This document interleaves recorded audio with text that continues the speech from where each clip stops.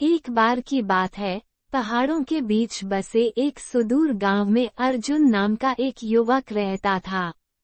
वह अपने दयालु हृदय, कोमल स्वभाव और सर्वशक्तिमान में अटूट विश्वास के लिए जाने जाते थे। अर्जुन के पिता एक किसान थे और उनकी मां एक गृहिणी थी।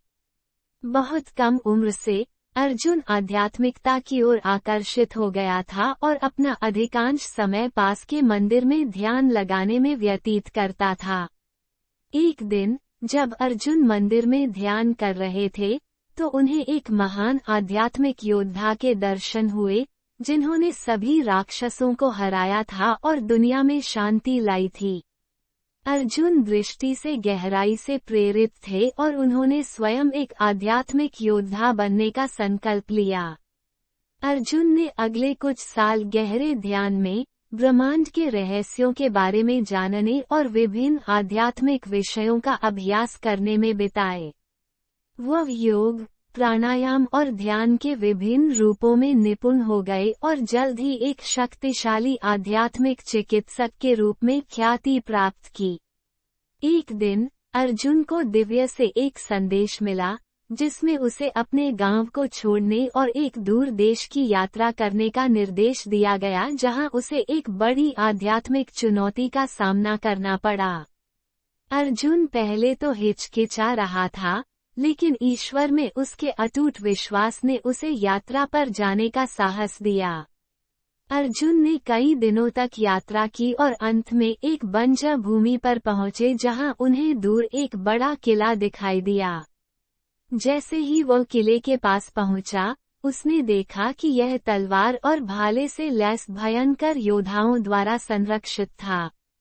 अर्जुन जानता था कि यही वो चुनौती थी जिसका सामना करने के लिए उसे भेजा गया था। अर्जुन ने योद्धाओं से संपर्क किया और किले में प्रवेश करने की अनुमति मांगी। योद्धा उस पर हंसे और कहा, वह अपने स्वामी के लिए कोई मुकाबला नहीं था, जो दुनिया में सबसे शक्तिशाली और भयानक योद्धा था।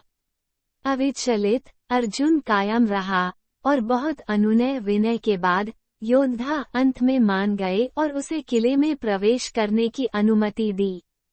जैसे ही अर्जुन ने किले में प्रवेश किया, उसने देखा कि यह अंधेरे से भरा हुआ था और वह रोने और चीखने की आवाज सुन सकता था।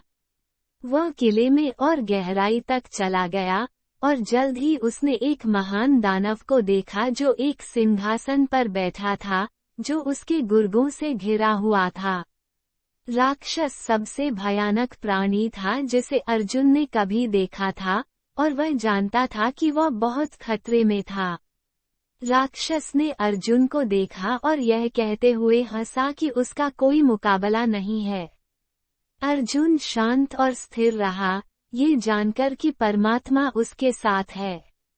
उन्होंने अपनी आंखें बंद कर ली और अपनी साधना के दौरान सीखे हुए पवित्र मंत्र का जाप करने लगे। जैसे ही अर्जुन ने मंत्र का जाप किया, उसे अपने शरीर में ऊर्जा का प्रवाह महसूस हुआ। उसने अपनी आंखें खोलीं और अपने आश्चर्य के लिए उसने देखा कि दानव आकार में सिकुड़ रहा था और कमजोर होता जा रहा था। अर्जुन ने मंत्र का जप जारी रखा और जल्द ही राक्षस एक छोटे जीव में सिमट कर रह गया। अर्जुन ने छोटे जीव को उठाया और किले के बाहर ले गया, जहां उसने देखा कि पूरा परिदृश्य बदल गया था। बंजर भूमि अब हरी भरी और हरी भरी थी और आकाश इंद्रधनुषों से भर गया था। जो लोग रो रहे थे और चिल्ला रहे थे, वे अब हंस रहे थे और नाच रहे थे। अर्जुन ने महसूस किया कि जिस राक्षस को उसने हराया था वह कोई बाहरी प्राणी नहीं था, बल्कि एक आंतरिक प्राणी था।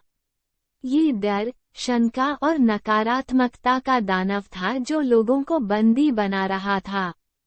अर्जुन ने राक्षस को पराजित करके लोगों को उनके अपने भय और सीमाओं से मुक्त किया था। अर्जुन अपने गांव लौट आया, जहां उसका बहुत धूमधाम से स्वागत किया गया। गांव के लोगों ने उनके महान पराक्रम के बारे में सुना था और उन्होंने एक आध्यात्मिक योद्धा के रूप में उनकी प्रशंसा की, जिन्होंने उनकी भूमि पर शांति और समृद्धि लाई थी। अर्जुन ने अपना शेष जीवन दूसरों को आध्यात्मिकता की शक्ति और अपने स्वयं के राक्षसों पर काबू पाने के महत्व के बारे में सिखाने में बिताया। वो एक श्रद्धेय आध्यात्मिक शिक्षक बन गए और उनकी शिक्षाएं प्रेरित हुई।